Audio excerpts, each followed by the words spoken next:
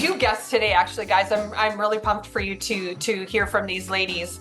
We're talking seven-figure agents, both of these women. They are absolute powerhouses. They have small, non-traditional style teams that I'm pretty sure they're going to talk to you about. And together, they're both actually in run massive businesses, as you can tell, in small communities. So together, they formed an amazing organization called Selling Big in Small Communities, where they support realtors, entrepreneurs that want to and are running massive businesses in smaller communities, either hyper locally within, like, for me, it could be I'm in the greater Toronto area, but my small community is like my neighborhood or my farm area.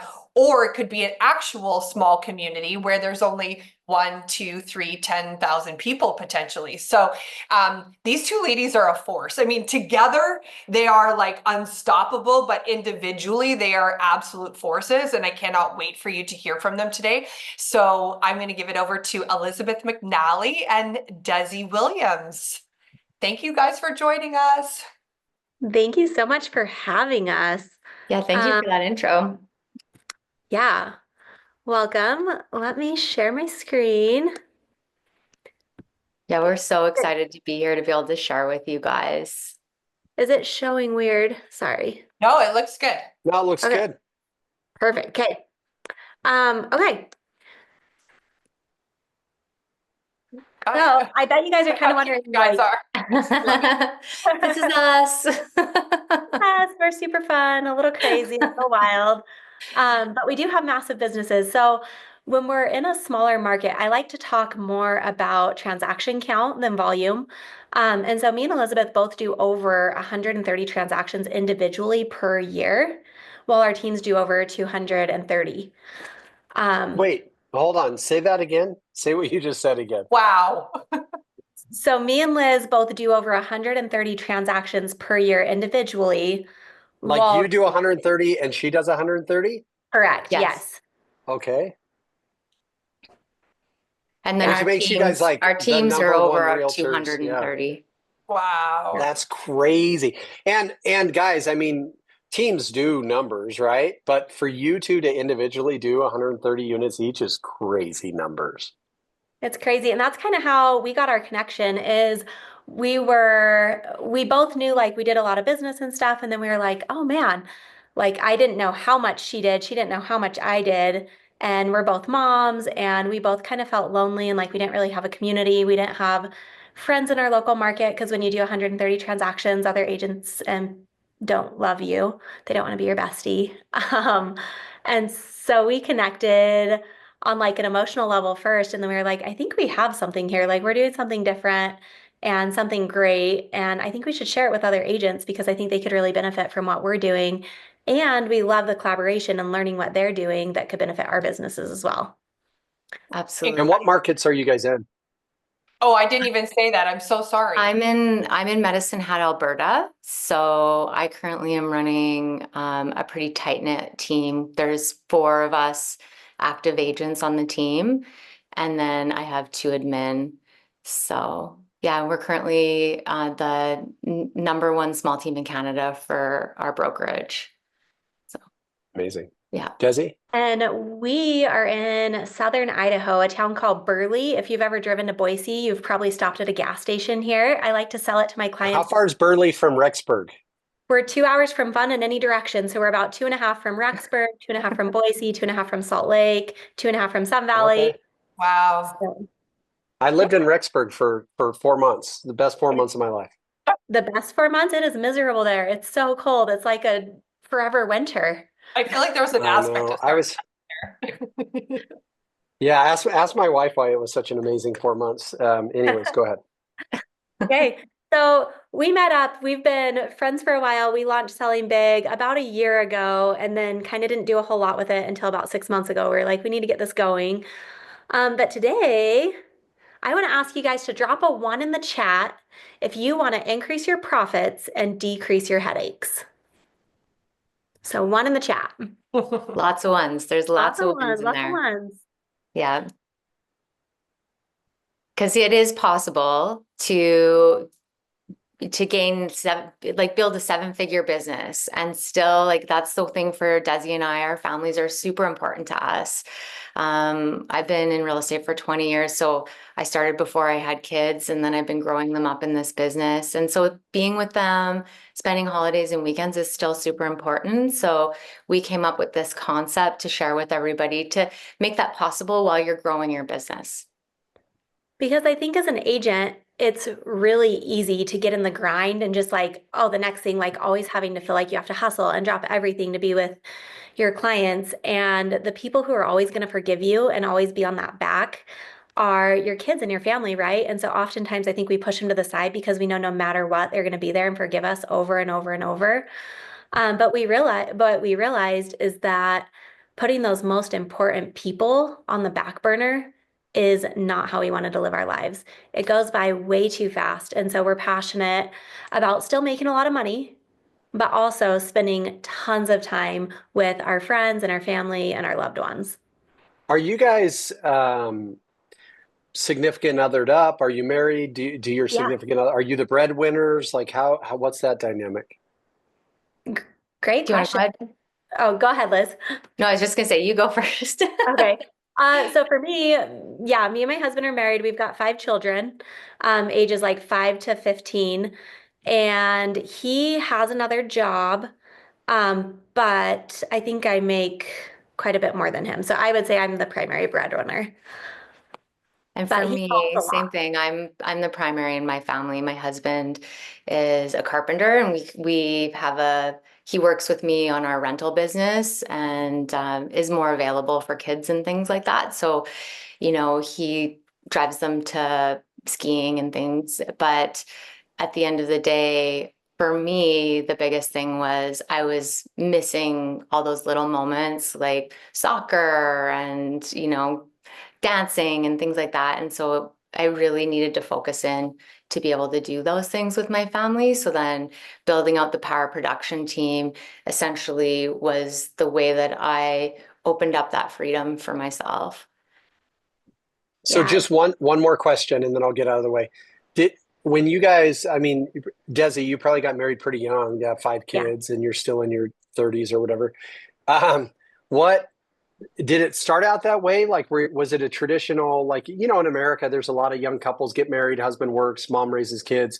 Did you guys, did it grow into this world where you're like, dude, I'm closing 130 units a year. Can you just take the kids to dance? Like, was that something that you guys grew into? For For us, me, yeah. it was, hey, go ahead, Desi. I got married when I was 19 and I used to do everything. I would do all the yard work, I would do all the cooking, all the cleaning. My husband never changed a diaper ever. And then when we had our third kid, money was tight. His job was on the rocks. So that's why I got into real estate. He didn't tell me that. I just thought it was going to be like a fun hobby. But he was like, we need a different income because I think this job is going to not be available here pretty soon and we need some money coming in.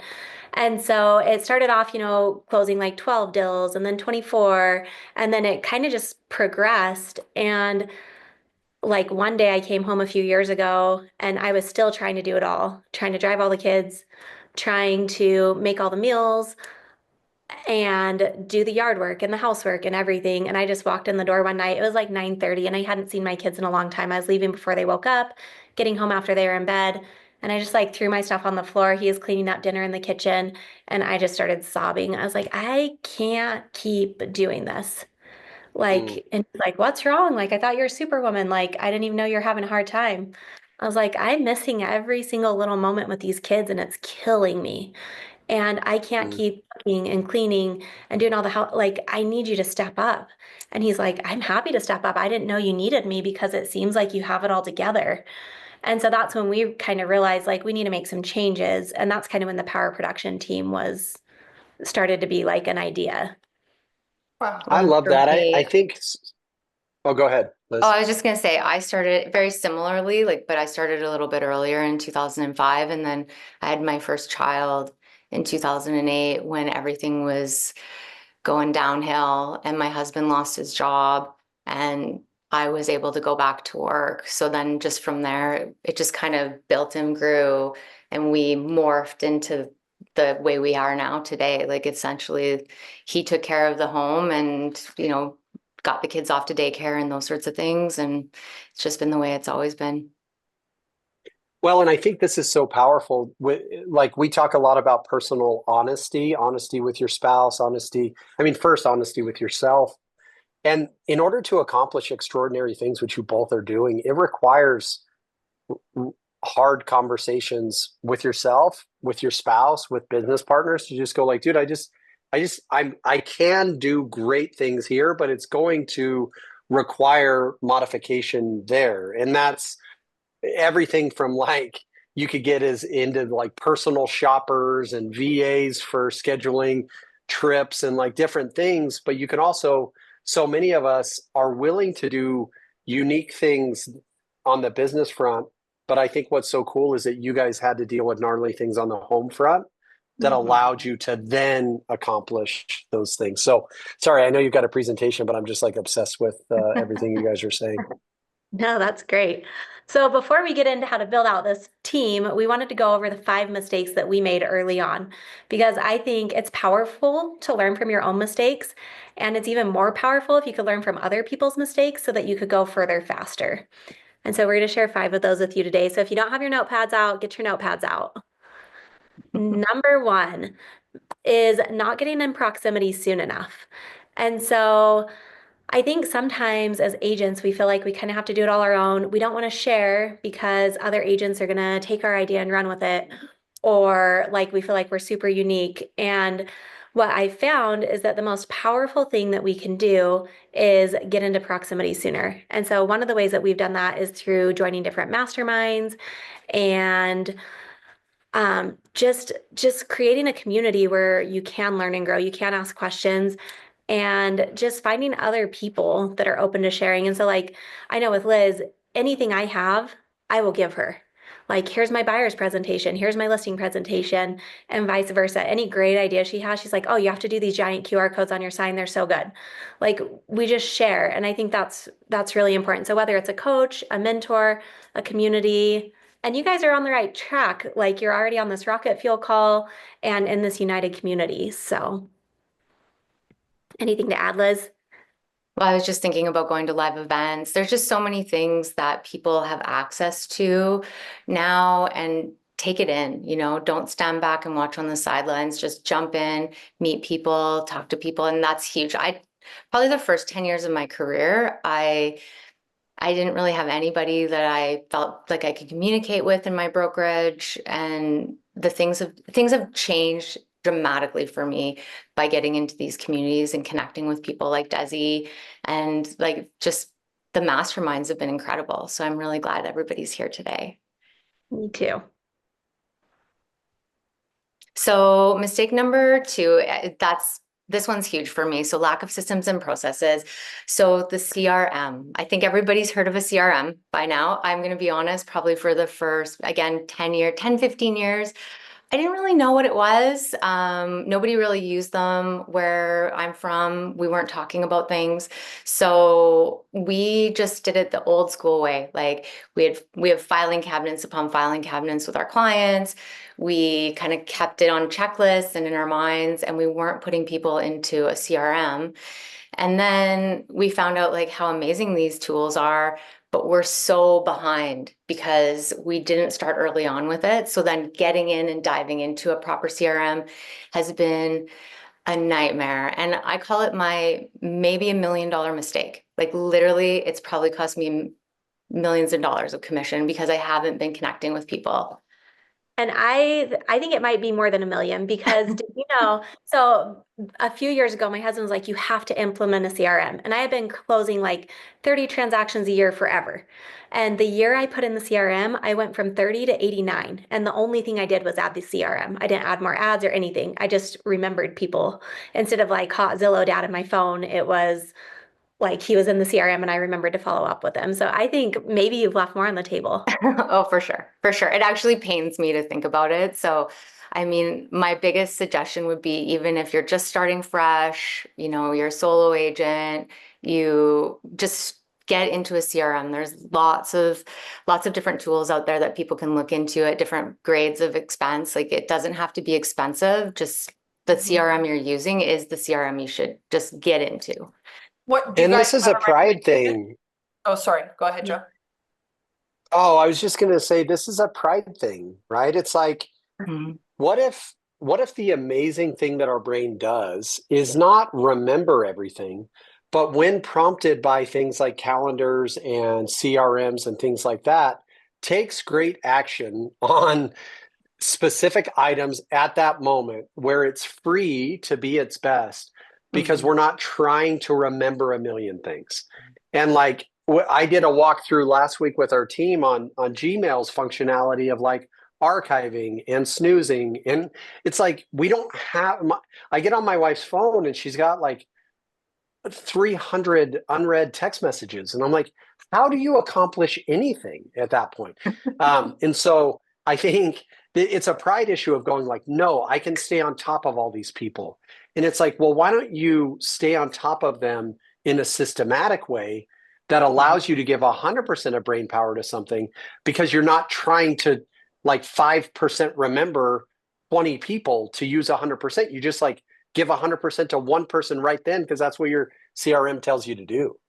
Yeah. Absolutely. Like I love that because really the problem for us was we built so big and then getting into it after the fact, like we're all a bunch of middle-aged ladies, we're not super techy, right? So it was just we would lean into what we thought was easy versus diving into making sure that our CRM was working properly for us to make our lives easy. And it's taken us a really long time to adopt that mindset. I implore people to start focusing on that because as you build your business, it's just going to help you take off like Desi so much faster. Yes. So if you're doing 20 deals, plan on Do doing it 80 next now. year because you got your Yeah. CRM going, you know? Yes. The sooner the better. Like, do not wait. Any other questions on this one? I think, Amy, you had mentioned the CRM that we suggest. I mean, I think Desi and I use different CRMs. I'm using Lofty right now, Okay. and we're liking it. It's working for us. And we were with Sierra Interactive for a very, very long time, but I felt like they weren't changing things kind of with the market. And so we just switched to Follow Up Boss about 6 months ago. And switching CRMs is kind of like having a newborn. It's really exhausting and hard. But I think the end product's going to be pretty good. So I like it because it group text, you can send video messages, and it has a lot of capabilities. And it's pretty easy once you understand how it works. So there are two we use. And were you still were you producing at the level that you are when you were using Sierra? There's a reason for my question. Yes, I was. So the year I went to 89, I was using Sierra. And then after that year, I've been about 120 to 130 every year since.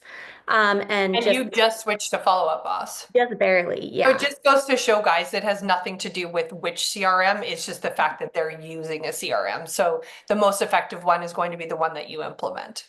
Yes, and clients Absolutely. love it. They don't know that it's systematized, but when you reach out 3 months after your last conversation and you're like, hey, Mary, I know last time we spoke, your mom had just gotten done with her heart surgery. I was just thinking about you guys today. How is your mom feeling? Hmm. And you've never met Mary. You've only talked to her 2 or 3 times. You don't really know anything about Mary. But when Mary gets that text message from some random real estate agent, she's like, oh my gosh, she remembered. And it feels so personal. And that's all this game is, right? It's all about relationships. And so I think it really helps you maintain those relationships. Do you think that that's a big contributor to your growth is leveraging the CRM for the personalization of the relationships? Yeah, I would say if I got rid of everything else in my whole tech stack, the CRM is the one thing I could not live without. Okay. It's so great. So, mistake number three, I think a lot of agents, if you kind of get into it and you're like, okay, I'm doing these deals, it's so awesome. Next step, I'm going to get out of production. Like, drop a 2 in the chat if you've ever thought, like, oh, yeah, I'm going to get out of production. That's your ultimate goal. So, I was just like you. When I came home and had that mental breakdown, I was like, I've got to get out of production. We need to build this team. I need to hand off all my leads. Like, I can't have people, like, I can't help people anymore. Like, I just need to hand off everything. Well, the big mistake with that is I'm going to share a story. I've got a friend, Eric Hatch. Some of you might know him. He's a mentor of mine, been friends for a long time. So he was crushing it as an agent, producing at a very high level.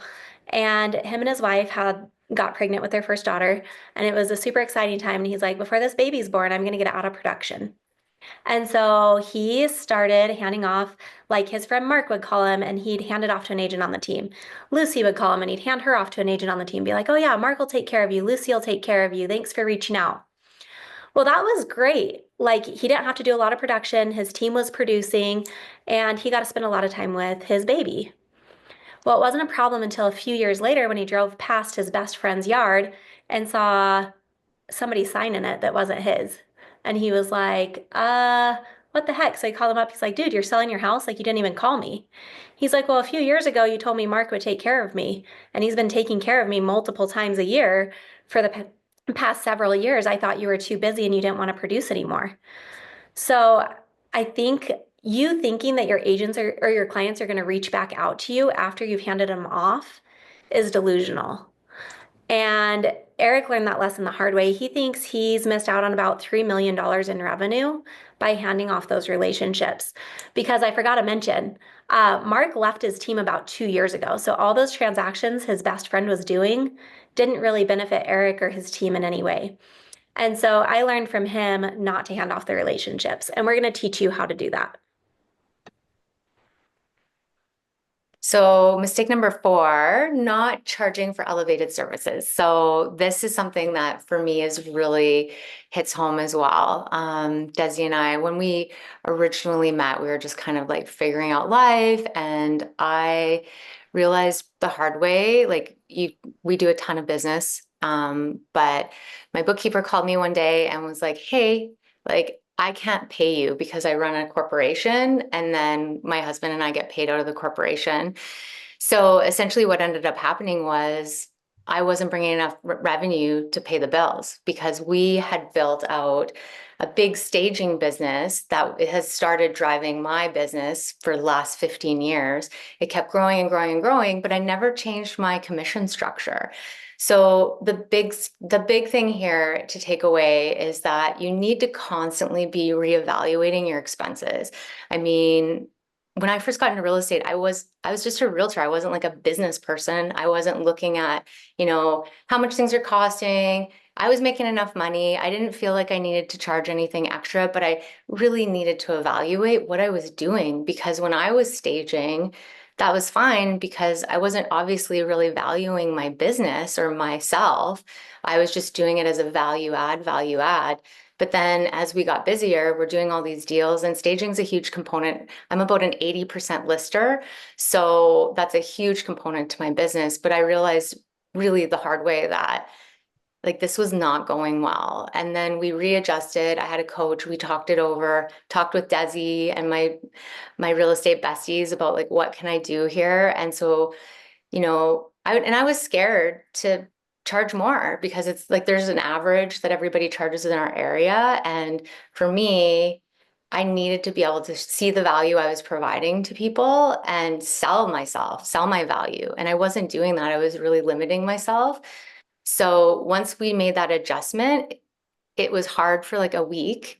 And I have so many regrets that I didn't do it sooner, because people had constantly been telling me that I should be charging more. And I wasn't, because I was just like, well, I'm making enough money. But I wasn't, like, I really wasn't. It was actually something that I was and again, just lesson after lesson that I've learned over the years. And this was a big, scary one. Like I actually thought I was going to have to shut the team down and like sell everything with the staging and everything like that. So, I mean, people offer all these elevated services, but you need to go back and reevaluate, like, what value is that adding to my clients, and am I able to charge for that? So I would definitely suggest that people need to go back and reevaluate constantly.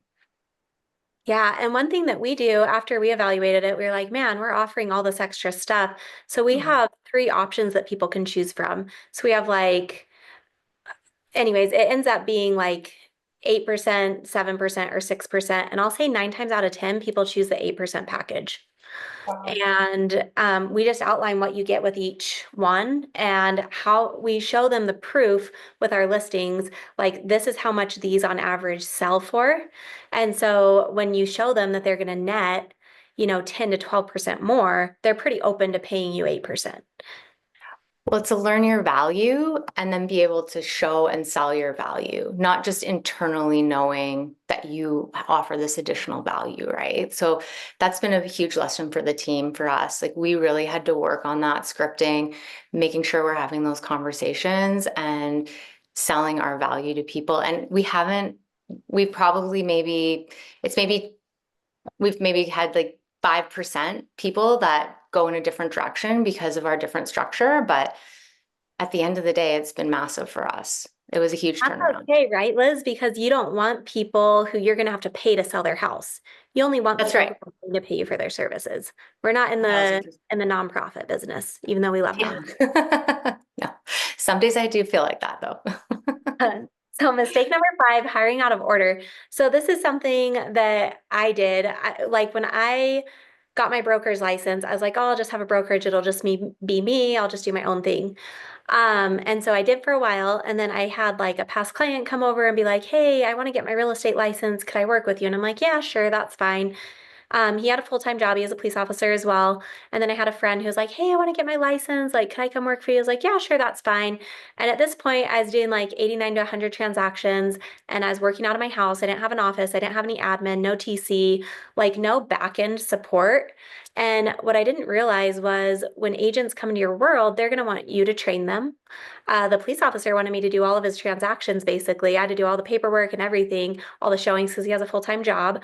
So I was doing all of this, but up front, I didn't understand the value I was adding. And so every other brokerage in my area was a 70-30 split. And so I was like, well, I'll do like 85-15 and it'll be fine. So after about a year of doing that, I reevaluated everything and was like, oh my gosh, I'm like missing out on all this time with my kids, like to help these other people, and I'm not really getting compensated for it. So I had to sit down and have a really hard conversation with them. And imagine you're an agent and you sit down and it's like, yeah, I know you're at like an 85-15, but how do you feel about a 50-50? Not a great conversation to have. So needless to say, neither of them are in my world anymore. And who can blame them, right? They signed up for something and I had to change it because I wasn't in a position to hire other people. Well, and I So think the reality is, sorry, Desi, I was just going to say the reality is the hiring out of order. Everybody thinks they need more agents on their team, right? So this is where we're coming to everybody with this concept is an agent isn't your first hire, right? So yeah. Yeah, and be open-minded because this really does work. Like this is how me and Liz are running our lives right now. So drop in a chat 3 if you've ever been on an airplane. And there better be a lot of 3s because otherwise you guys need to get out. Okay. But when you're on the plane, you know at the beginning when they either play the video or the lady stands up and you immediately put your earpods in and start doing something else and stop paying attention. What she's saying is actually kind of important. And it's basically if the cabin loses pressure, you need to help yourself before you help other people. So put your own oxygen mask on before helping those around you.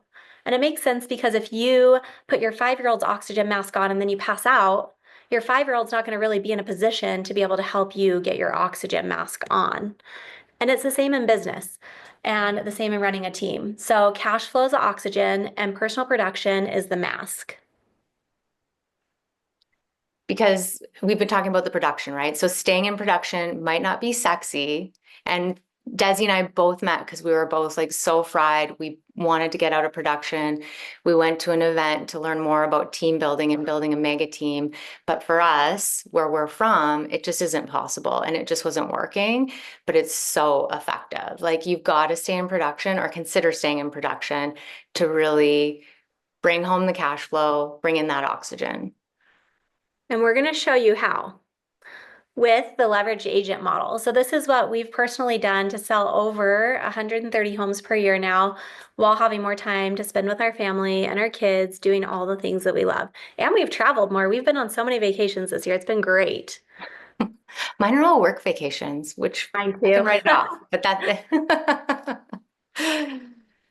so yeah, it's going to help you maximize your personal production, right? So, and profits. So you're going to be able to be in a position to help your team as well if you're growing on a smaller team. It's a great way to start.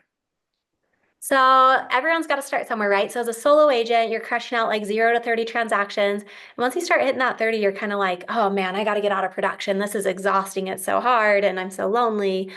And that's when you start thinking about your first hire. So your first hire is it's going to be like your doer, your everybody, your assistant, right? Like somebody that's beside you, helping you with gifts, touching with reaching out to people, putting people into your CRM, helping you list and coordinate, like all those things. They have to be open to doing everything. And we also suggest that when you sit down and talk to them, maybe they're really interested in real estate and they might look into getting licensed in the future. That's your ideal candidate for something like this. Yes, indeed. You don't want somebody who says like, "Oh, that's not my job." Like this person might have to run grab your kids sometimes. Like they're going to be wearing so many hats because in a small business, everyone has to wear a lot of hats in order for it to work out. But with this person, you want to hire them when you're hitting about 30 to 50 transactions because like it depends on your price point and your personal capacity, but you don't want to get so busy. Like when I was hitting that 89, it was really hard to hire somebody and have to train them while you're going 100 miles per minute because it's way easier to just take something that would take you 15 minutes and just do it than to take 2 hours to train this person how to do something that you could do in 10 minutes. So you want to look at hiring them fairly early on, Yes. right? Desi's going to talk about leading with revenue. You want to lead with revenue though, because you don't want to hire too soon. I've talked to a lot of agents where they're like, I don't know how I'm going to pay them. I'm like, bro, you closed like 60 deals last year. What did you do with all your commission? And they already spent it. And so, what I told her and what I'll tell you guys today is start taking $300 to $400 out of every check and put it in a separate account. Once you've saved up enough for a 4 month salary in your market, make that higher. And there's no risk to you. You've got 4 months to pay her. And hopefully, in that 4 months, you'll find the value and you'll be crushing out more deals than ever before with less stress. And you'll be like, well worth it. And you can keep her. If you feel like she's not cutting it at 4 months, you don't have to keep her. So this is going to help you go from like 30 to 50 transactions. You'll be pushing like closer to like 60 transactions with the help of this person, and you'll be having more time to spend with your family. And then your hire number two, it's again, everybody's going to start thinking like maybe I should be bringing on another agent to help. But we're suggesting that you start thinking about getting somebody that's going to do your dedicated transaction coordination. So they're going to help you with the transactions and like the paperwork and the shuffling and that sort of thing. So then it's still more freeing up your time. The idea is to free up your time more so that you can be on the tools, be with the people doing what you do best, selling real estate. And then you might want to put somebody into this position. There's lots of options now with VAs. Like maybe there's somebody that's not local because yours isn't local, right? Desi, you've got somebody who's in a different Yeah, mine's out of community. Texas, and she's So great.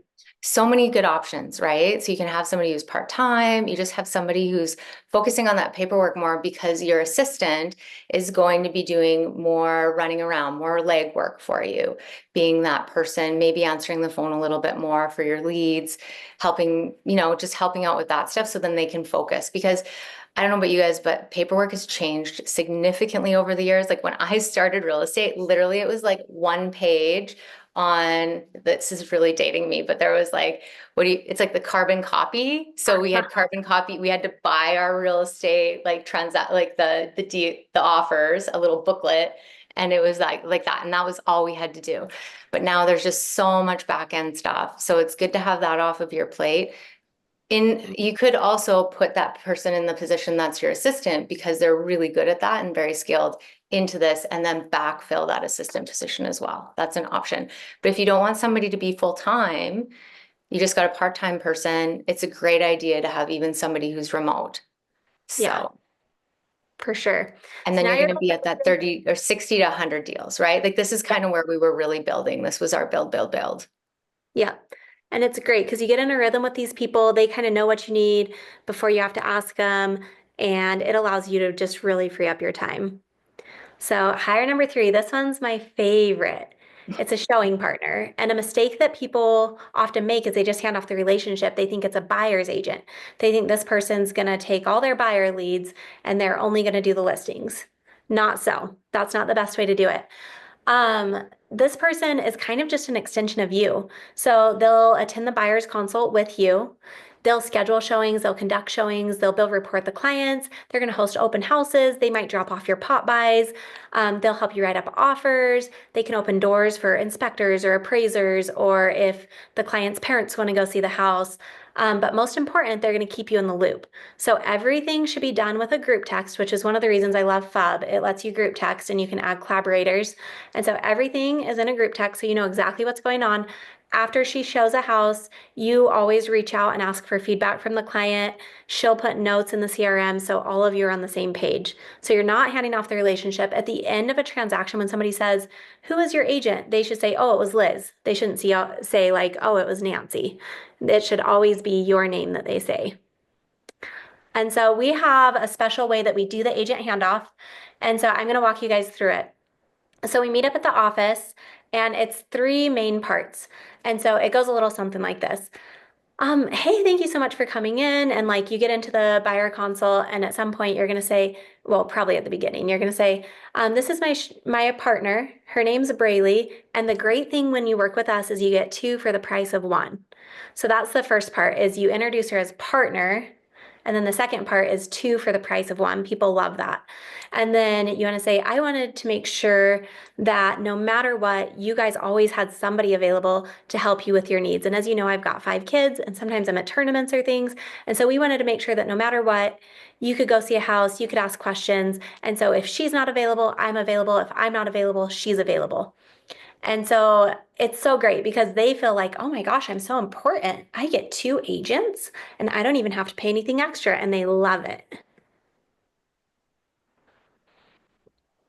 So some people have been wondering, and we've been asked this quite a bit about how you compensate that showing partner. So when I started my showing partner, we did a salary base because we moved from, she actually started out as my assistant and then she moved into getting licensed and then became my showing partner. So I actually kept her on a salary, and that salary was a value add when she had a transaction that completed. So it wasn't everything she touched. So she was showing people, and if they didn't close a deal, I didn't pay her a bonus, but we built up that bonus structure. So she was making over $100,000 a year, which was amazing for her. And she had the stability that it could be he or she obviously, but like for her, she had the stability that, she had an income for her family. She knew what she was getting every month. And then the extra was that motivating factor that she would use to work on the weekends, work on evenings, do open houses, help me out with really anything, because her business was building along with mine, which was absolutely incredible. And I've tried both models. So the other option is to do just commission. So they don't get a salary and they just get paid 15% on clients they touched. But what I found is with the salary, they're W-2 and you can require them to be there certain hours and you can have higher requirements. And when I've done the commission only, I found that on the weekend when I need them to show, they're magically busy as well. And so we love the base salary. And I like starting at 5% on clients that they touch, that close. But then that gives you room to increase that. And so another thing that I like about the salary is there might be somebody in a different industry who really wants to get into real estate, but they're scared because they need that money. We have a single dad who has to have that money in order to pay his bills and take care of his little girl. And so this was a great option for him because he could just come in, he's getting a salary right away, and then he gets a percentage of the commission. So yay, this should push you to like 100 to 150 transactions a year, and you should have a lot of free time. You shouldn't be working like 100 hours a week. It's a fantastic model. Like, it's just, if I could go back in time and keep that model, just that tight little knit group, I think that it would be amazing. I mean, I love my team, but as you grow that out, there's so many options with the small team as well, which, I mean, we'd always be happy to talk about if people wanted to reach out, because in reality, that showing partner might want to move into, we've got They could be a unicorn, but they could also want to move into being a full-time agent because they can see the possibilities, right? They could really grow their businesses. And you want to be able to, I mean, for us, I know for me anyway, I really wanted to support that and allow them to go into a full commission structure where they can continue to build their business and grow. And that's the best thing about this model is they essentially got a PhD in real estate. Being side by side of like the number one agent in the United States or in Canada and crushing out 130 deals, like they're not going to get that high of a level anywhere else. And so having to move into an agent on your team is great because they know exactly how things need to be done. They know exactly what it takes to produce at a high level. They've got all the scripting, they know your systems, they know your processes. And so it just makes it a really easy transition to start building that team out and taking over massive market share. But when you're doing it this way, you have to get the right people in the right seat on the bus. So I hired a gal and I thought she was going to be an awesome admin. And when I missed a couple of my kids' appointments, I didn't show up to their performances. She was putting things like I showed up to a listing appointment a day early. She was just putting everything in the calendar wrong. I quickly realized, shoot, I should have tested her a little bit more because the details are not her thing. And so trying to find a spot for her. She is I love single parents, apparently. I'm an orphan collector of single parents because she's a single mom of 3 teenage boys. And I was like, well, Katie, what are you good at? Like, let's sit down and go over what skills you do have because clearly these are not going to work. She's like, I really like cleaning and I like taking care of kids. And I was like, perfect. You're going to be my house manager. So instead of having an admin right now, I have a house manager. So I do a lot of my own admin stuff, but she handles everything at home, all the laundry, all the grocery shopping, the meal prepping, taking out the trash, taking kids to the orthodontist.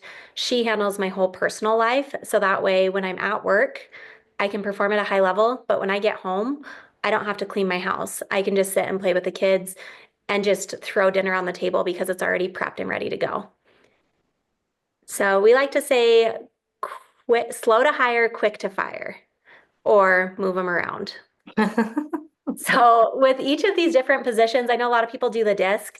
The assistant needs to be like a high S, high C. Transaction coordinator is a very similar personality. The showing partner should be a high I and a high S. So, we've been talking about that this isn't really a nice option. It's an option. We just say choose your heart because essentially being a solo agent that's just trying to figure it out and crush it out, that can be pretty hard. Like there's lots of tears. I've had tons of tears and lots of stress at that time in my life. Or if you're building like a mega team, which is where Desi and I first started this journey, thinking that that's what we needed to do. That's also really hard. I mean, you're managing agents, you've got to bring them in, especially if you're in a smaller community. It's hard to build a team that's big enough for you to get completely out of production. So I know that wasn't an option for me. And then, something like this is a really nice option for people. The power production team concept, it's a way to build your business, but also take back some of your time and have a life, right? Everyone wants to have a life. So we're running short on time, but we do have, if you scan this QR code, you'll get a copy of our growth playbook. So we'll just basically break it down for you. Yeah. I mean, will you share it one more time? Sorry. Yes. Too fast, Desi, too fast. I didn't even get a chance to grab my camera People who are quick like a ninja. I think what it is does this not take you to our Instagram account and then you just have to DM us and we'll send it to you? It's a stand store. It's a Oh, is it? It does go to that? Okay. Okay. And then if you guys want to follow us on Instagram, absolutely sell big in small communities. I think. Is that what it is? I don't know. Guys, I'll drop it in a second. There's a couple questions. Do you mind if I ask them? Yeah, sure. For sales leverage, hire number 2, are you having them start as a showing agent for you and now the buyer's agent, or are you building with more buyer's agents? I think you clarified that. Yeah, no, so I don't really believe in like buyer and selling agents. They're gonna just help me with everything. Yeah, I don't ever designate them as just like you can only work with buyers. Because once they leave the showing partner role, they'll have gone to listing appointments with you And so they'll be kind of a complete package agent ready to go take listings or buyers. Okay. Do you require your showing partner to change brokerages if they are with another brokerage initially? Good Oh, question. yeah. Yes. Yeah, they Yes. have to be at your brokerage. Absolutely. Mhm. I'm just copying the link. Hold on one second, because somebody said they couldn't get it and it's working fine for me. So Oh, she said the form's not working. Yeah. it works. Oh, okay. Perfect. Yeah, I think something for everyone to consider is depending on what your goal is in real estate, like you may look at what they're doing and just say, that's just not for me. And that's fine. Like if your goal in real estate is to close 3 deals a year to be able to take your family to Mexico or Hawaii because your wife is the breadwinner, your husband's a breadwinner, your significant other's a breadwinner, that's fine. I think what I love so much about what Liz and Desi are doing is that they are just in constant growth mode. And if you're in constant growth mode, you have to think differently every 90 days. You're just progressing. And so it's evaluating brokerage relationships, it's evaluating partnerships, it's evaluating employees, it's evaluating, decisions made at home and how is your home managed. And that's what I love about what you guys are doing is your playbook is basically saying, here's everything we've done over, our growth pattern and lessons we've learned, which is so important. And I think everyone needs to ask themselves, how do we get off of the wave of letting the market dictate our success?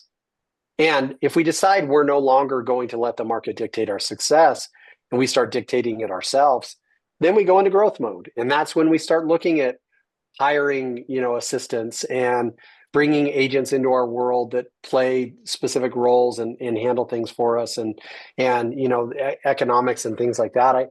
I'm just a big fan of what you guys are doing. And I think it's because you've decided to take ownership of your world and you've decided to grow in a very purposeful way, which I don't think a lot of real estate agents do. I'm still a big believer that a lot of real estate agents exist because they sat at a closing table. The person that sold them the home made $13,000. Their spouse or friend or whatever turned to them and said, like, holy crap, Julie made $13,000 and they only spent 2 hours with us. That's like $6,500 an hour. You could do that, sweetheart. And then they get into this industry and they're like, holy crap, there's absolute killers in this industry. And so, guys, I'm just a huge fan of your purpose-driven decision making that enables you to accomplish extraordinary things. You guys are Thank you guys for having us. You guys are absolutely phenomenal. I'm so inspired and blown away by your success. So I know it hasn't come without a cost, but congratulations on all you've built and what the lives that you've created for you and your families. You deserve it all. It's pretty incredible. Guys, I dropped the link to their Instagram handle. Liz, you guys have an event coming up. I think you should tell everybody about that. Thank you for bringing it up. It's in Medicine Hat, Alberta, so Southern Alberta, Agents Without Borders. We're bringing a small, like super purpose-driven, tons of value event. It's a 1 day. So if anyone's in the area or they want to get on a plane and just come experience amazing content, we've got some incredible speakers from North America. Desi's bringing her crew of 5, her family. It's actually at a really cool time. It's during a hot air balloon festival. So, I mean, not only are you going to come away with amazing ideas, you're also going to get to experience an incredible hot air balloon festival. It's incredible. Like, it's life-changing. It's so beautiful.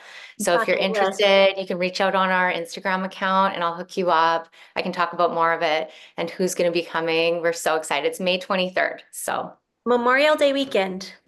So come for the weekend. If you're in the States, but if you're not, it's a weekend. So come on, check it out. Victoria Day for us, Canada. And then Memorial Day for, like, it's the 2 Mondays, Victoria Day and then Memorial Day. So it's right in between, it looks like. Is it? Yeah, we're like, just because Victoria is the weekend before, right? Weekend before, yeah. Okay. Yeah. Amazing. Well, we appreciate you guys. Thank you so much for being here. Thanks for having us. Go give them a follow on social. Send lots of love. We appreciate you. Thank you for sharing your success and your journey with us. Have a great day, everybody. Thanks, guys. Thank you.